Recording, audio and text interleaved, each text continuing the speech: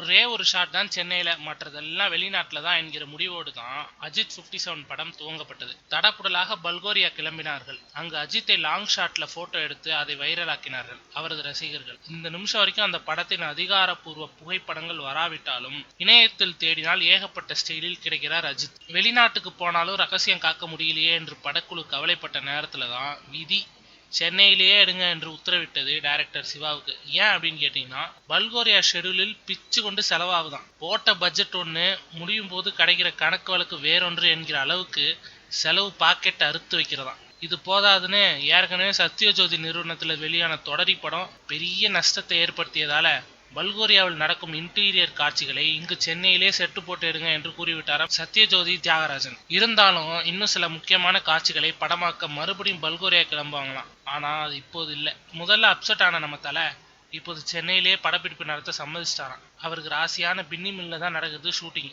Security tight என்றாலும் அஜித்தின் salt and pepper தலை தெரியுதா என்று வழியில் காத்து கிடைக்கிறார்கள் ரசிகர்கள். தலை கொஞ்சம் காமிச்சிட்டு போங்க.